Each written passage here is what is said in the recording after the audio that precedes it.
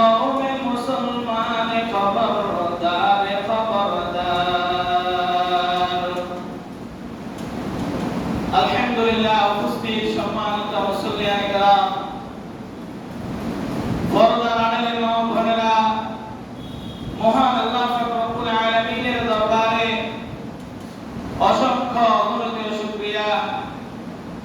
যিনি আমাদের হায়াতের ভিতরে রিজিকের ভিতরে বরকত দান করেছেন। আজকে পবিত্র জুমার দিনে মসজিদে এসে বসে আলোচনা করার মতো শোনার মতো সুযোগ দান করেছেন, আলহামদুলিল্লাহ। আলহামদুলিল্লাহ। সারা বিশ্ব জুড়ে মুসলমান নিপীড়িত, নির্যাতিত। সারা বিশ্ব জুড়ে মুসলমান অত্যাচারিত।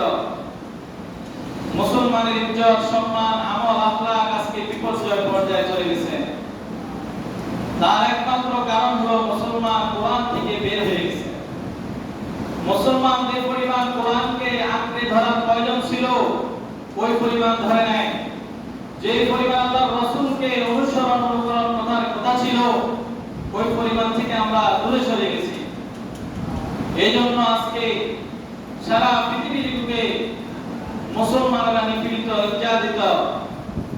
আর মুসলমান যেখানে বিক্ষিপ্ত সেখানে আমাদের প্রান্তের হকপন্থীরা আগাইতে পারে না। প্রান্তের পন্থীরা যারা ফেরকায়ে বাতিলা নিজেদেরকে হক দাবি করে, তারা আজকে সারা বিশ্ব জুড়ে মুসলমান এই রাষ্ট্রে, বাংলাদেশে নয় শুধু সর্বস্তরে মুসলমানরা নিপীড়িত, নিষ্পেষিত করে দেওয়ার জন্য প্রকল্প চলতেছে, পায়তারা করতেছে। আমরা গত কয়েক জুমাতে আলোচনা শুনছিলাম কোরআনের হাদিস থেকে। কোরআন এবং হাদিসের আলোচনায় আমরা শিরক এবং বেদাত, কুফর এবং ঈমান, ইসলাম এবং ঈমানের ভিতরে কতগুলো ব্যবধান রয়েছিল এগুলো আমরা রাসূলদের ইতিহাস, রাসূলদের হাদিস, কোরআনের বাণী দ্বারা শুনছিলাম। আর কোরআন কারীম, মহাগ্রন্থ আল কোরআন, এটা এমন একটি কোরআন, পৃথিবীর বুকে এমন কোন গ্রন্থ নাই, পৃথিবীর বুকে এমন কোন বৈজ্ঞানিক নাই, সায়েন্টিস্ট নাই, কোন নাসাদের পক্ষ থেকে এমন কোন বিজ্ঞাপন নাই যে কোরআনের উপরে তারা গবেষণা করে কোরআনের মতো করে একটা সূরা অথবা একটা আয়াত তারা তৈরি করতে পেরেছে। পশ্চিমকালেও তারা সম্ভব নয়, পারবে না। কোরআনের কতগুলো মুজিজা আছে।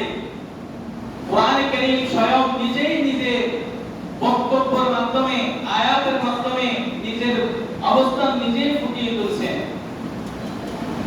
বিভিন্ন ক্ষেত্রে যখন আল্লাহ রাসূল সাল্লাল্লাহু আলাইহি ওয়াসাল্লামের উপর মহাগ্রন্থ আল কোরআন জিবরাইল আলাইহিস সালাম দুনিয়ার বুকে আগমন করে নিয়ে আসছেন, বিনার জাতিকে, স্বজাতিকে যখন তিনি কোরআনের দাওয়াত দিচ্ছিলেন, কোরআনের কথা বলতেছিলেন, আর এমন একটা যুগে তিনি কোরআনের কথা বলতেছেন যে যুগে মানুষ শিক্ষার ব্যবস্থা কোনো সুযোগ ছিল না, প্রাতিষ্ঠানিক এবং কোনো ব্যবস্থা ছিল না, কোনো ইউনিভার্সিটি ছিল না, কোনো কলেজ ছিল না, কোনো মাদ্রাসা ছিল না, কোনো স্কুল ছিল না। আর এমন একজন লোক কোরআনের কথা বলতেছেন, দাওয়াত দিচ্ছেন, যে লোক পৃথিবীর বুকে কোনো মানুষ থেকে শিখে নাই, পৃথিবীর বুকে কোনো মানুষ থেকে বিদ্যা অর্জন করে নাই, পৃথিবীর বুকে কোনো মাস্টার থেকে একটা অক্ষর শিখে নাই, পৃথিবীর বুকে কোনো মানুষ থেকে একটা কলম শিখে নাই, যিনাকে বলা হতো উম্মি। আমাদের রাসূলকে কি বলা হতো? উম্মি বলা হতো, মানে নিরক্ষর। তিনি পড়তে জানতেন না, তিনি কারো থেকে শিক্ষা অর্জন করেন নাই, না মা থেকে শিক্ষা অর্জন করতে পেরেছেন, না বাবার থেকে শিক্ষা অর্জন করতে পেরেছেন, না দাদা দাদু থেকে শিক্ষা অর্জন করতে পেরেছেন, না চাচাদের থেকে শিক্ষা অর্জন করতে পেরেছেন, নাকি মুক্ত থেকে শিক্ষা অর্জন করতে পেরেছেন। কারো থেকে তিনি শিক্ষা অর্জন করতে পারেন নাই। এমন একজন নিরক্ষর একজন ব্যক্তি, যিনাকে রাসূল হিসেবে যখন আল্লাহ নির্বাচন করে এর উপরে কোরআন অবতীর্ণ করে দিয়েছিলেন, যখন তিনি মানুষকে কোরআনের দাওয়াত দিচ্ছেন, কোরআনের কথা বলতেছেন, আর তখনই ওই যুগের মানুষেরা, আরবীরা বলতো যে তুমি জাদুঘর, বলতো যে তুমি নিশ্চয় কবি, তুমি এটা কবিতা বানাইছো। আচ্ছা বলেন না, একটাও দুনিয়ার কোন মানুষ থেকে শিক্ষা অর্জন করে নাই, কোন শিক্ষা প্রতিষ্ঠান থেকেও শিখে নাই, কোন প্রাইভেট মাস্টার থেকেও শিখে নাই, ওই ব্যক্তি কবি কিভাবে হয়, ওই ব্যক্তি কিভাবে শায়ের হয়, ওই ব্যক্তি কিভাবে আবার কোরআনের কথা বলে, ওই ব্যক্তি আবার কিভাবে জাদুঘর হয়?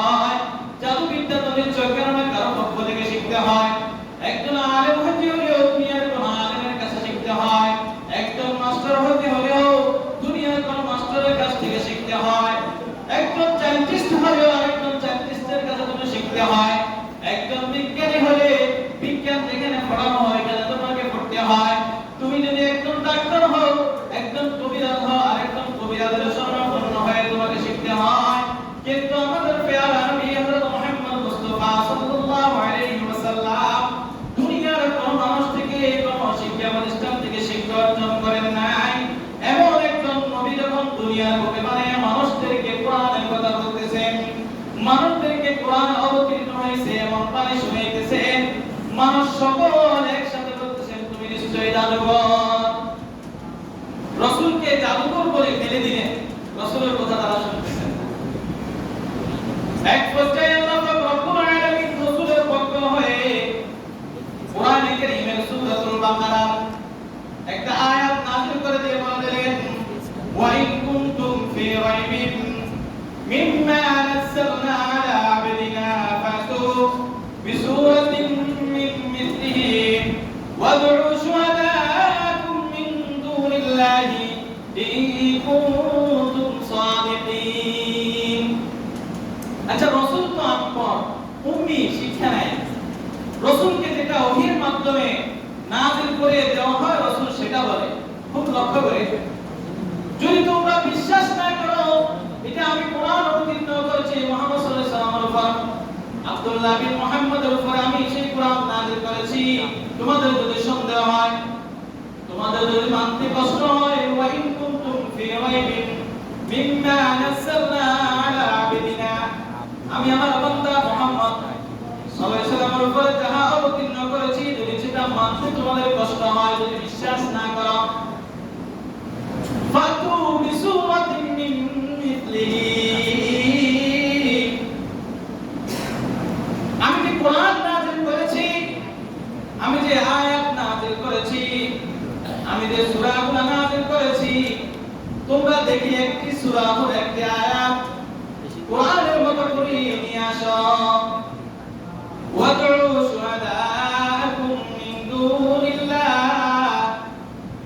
শুধু তোমরা একা নয়, তোমাদের সহপাঠীবৃন্দ, তোমাদের বন্ধু বান্ধব, তোমাদেরকে যারা এই বিষয়ে সাহায্য সহযোগিতা করবে, যদি শায়ের থাকে শায়েরদেরকে নিয়ে আসো, যদি কবি থাকে কবিদেরকে নিয়ে আসো, যদি তোমাদের এলাকার ভিতরে কোনো সাহিত্যিক থাকে তাকে নিয়ে আসো।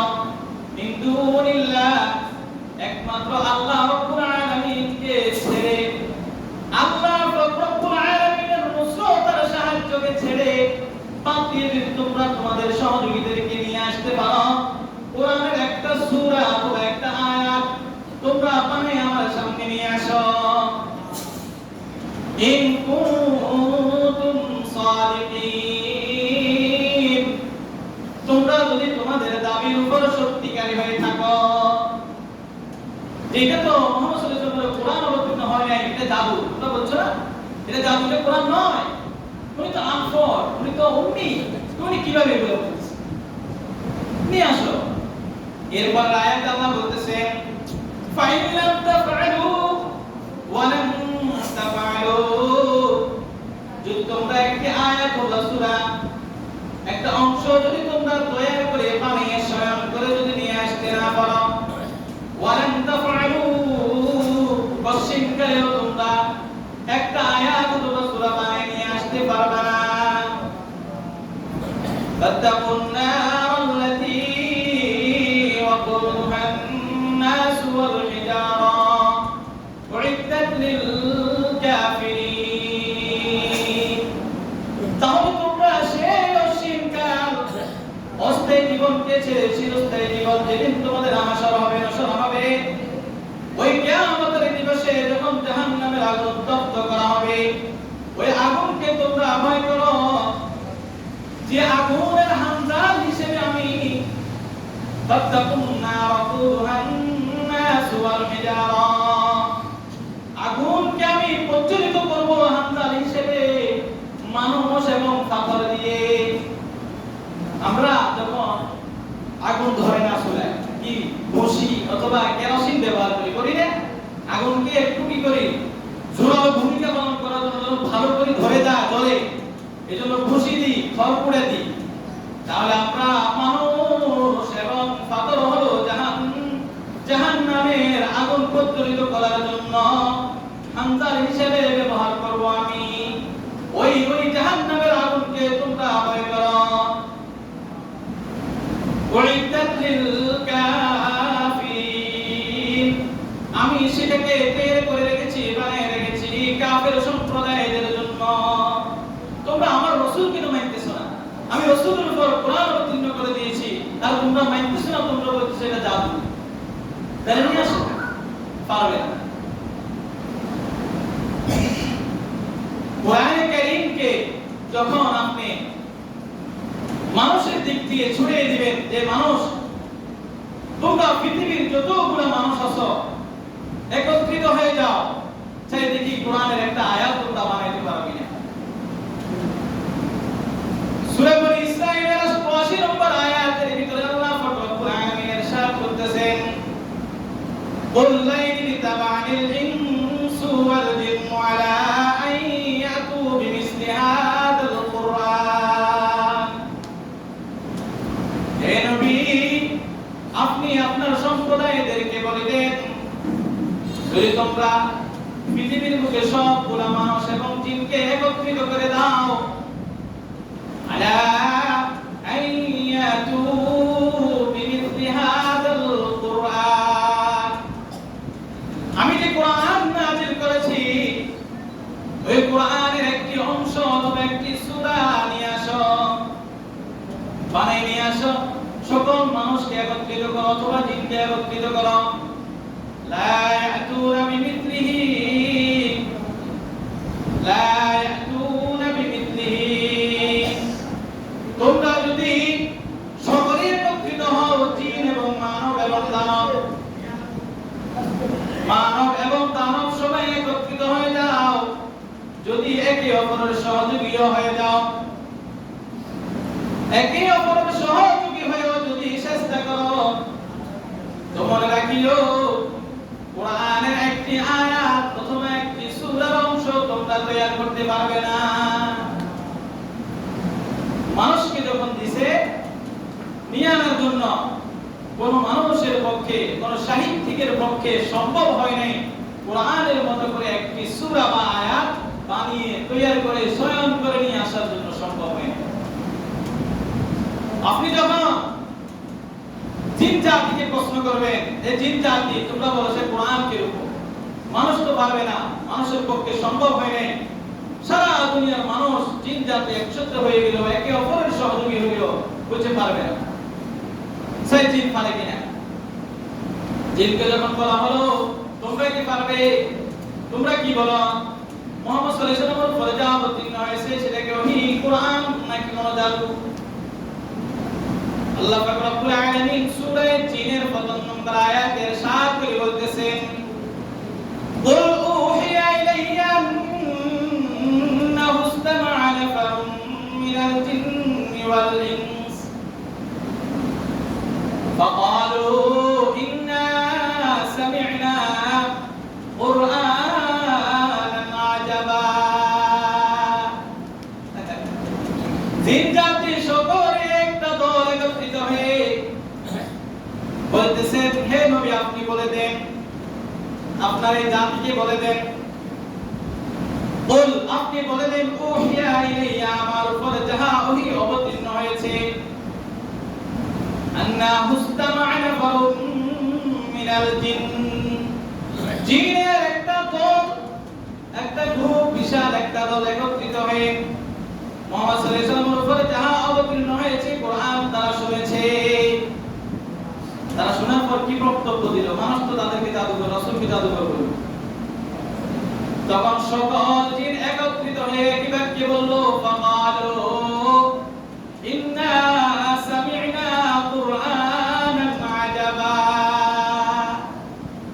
সকল জিন একত্রিত হয়ে বলল নিশ্চয় এটি ওহী এবং কোরআন, আমরা খুব মনোযোগ দিয়ে সুন্দর করে শুনেছি, এটি একটি আশ্চর্যজনক ওহী, আশ্চর্যজনক কোরআন, যেটা আল্লাহ পাক রব্বুল আলামিন থেকে অবতীর্ণ হয়েছে, দুনিয়ার কোন মানুষ থেকে অবতীর্ণ হয়ে আসে নাই, দুনিয়ার কোন মানুষ থেকে তৈরি করা হয় নাই, মানুষের পক্ষেও সম্ভব হয় না, জিনের পক্ষেও সম্ভব হয় না। এখন কাফের সম্প্রদায় তো অস্থির, আরে কি রে, একটা উম্মি লোককে আমরা নবী হিসেবে মানবো, এটা হয়? আরবগুলোর ভিতরে যতগুলা শায়ের ও শুআরা আছে, যতগুলা কবি এবং সাহিত্যিক আছে, সবগুলা কবি এবং সাহিত্যিক সাহিত্যিকদেরকে একত্রিত করা হয়েছে শায়রুশ শুআরা। শায়রুশ শুআরা কবি কুলের শিরোমণি, কবি কুলের সম্রাট যে ছিল তৎকালীন যুগের নবী, ওই নবীকে সহকারে ডাকা হয়েছিল যে আমরা মুহাম্মদ সাল্লাল্লাহু আলাইহি সাল্লামের সাথে বহু প্রতিযোগিতা করেছি, সম্ভব হয় নাই।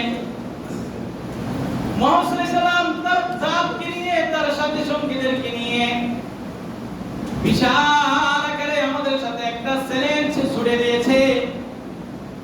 বাইতুল্লাহর গিলাফের সাথে কোরআনে কারীমের একখানা আয়াতে কারিমা লিখে দিয়েছে। এ বলল, হে আরববাসী, তোমরা আমাকে বলতেছো আমি একজন জাদুকর, অথবা আমি একজন কবি অথবা সাহিত্যিক, অথচ আমি একজন উম্মি, তোমরা জানো। যদি আমার এই বাইতুল্লাহর সাথে টানানো এই পোস্টারের সাথে, বিজ্ঞাপনের সাথে যেটা লাগানো আছে, ওই আয়াতে কারিমার সাথে মিল রেখে যদি একটাও বানাইতে পারো, দেখাই দাও। তখন রাসূল সাল্লাল্লাহু আলাইহি ওয়াসাল্লাম সাহাবায়ে কেরামদেরকে নিয়ে লিখছিলেন, কি লিখছিলেন? সূরাতুল কাউসার, ইন্না আ'তাইনাকাল কাউসার ফাসাল্লি লিরাব্বিকা ওয়ানহার ইন্না শানিআকা হুয়াল আবতার। রাসূলকে বলছিল নির্বংশ, মানে রাসূলের পক্ষ থেকে কোনো ওয়ারিস নাই, কি বলে মেয়ের পক্ষ থেকে আছে, ফাতেমার পক্ষ থেকে আছে। এই কথা যখন বলছে তো আল্লাহ কোরআন নাযিল করে তাদের জবাব দিয়েছে। এখানে বলার উদ্দেশ্য হলো, যখন নবী শায়রুশ শুআরা কবিকুলের সম্রাট সারা আরব জাহানের মক্কা মদিনা সব জায়গা থেকে একত্রিত করে, সেই দেখি কোরআনের কোন একটা আয়াতের সাথে কোনো তুলনা করা যায় কিনা, বানানো যায় কিনা। নবী কবিকুলের সম্রাট